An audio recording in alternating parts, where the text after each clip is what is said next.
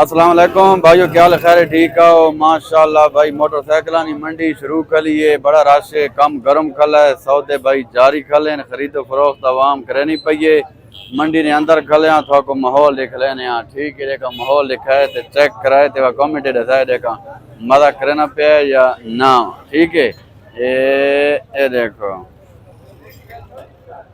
माशाल्लाह भाई। ये है कमर में शानी नी मंडी। आज इतवार है।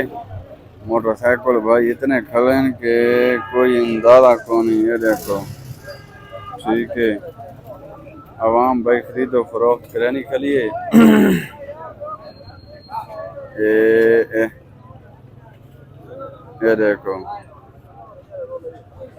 मोटरसाइकिल देखो देखो पसंद करो, कमेंट जो रब्ता कराए। ठीक है, और सामने भाई दूसरी मंडी है।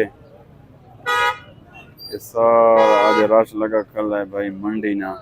कमर में शानी ने अंदर इतवार इतवार को होनी है मंडी।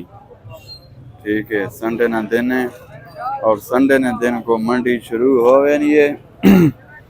और मंडी शुरू खली हुई है इस टाइम।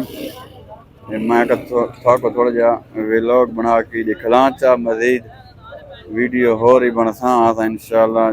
जेरा ने विच सौदे शुरू हो तो वो भी तो जरूर देखनी है वीडियो। ठीक है, ये देखो मजीद भाई वीडियो को लाइक शेयर फॉलो जरूर कर दो। कि अल्लाह हाफिज़, पाकिस्तान जिंदाबाद।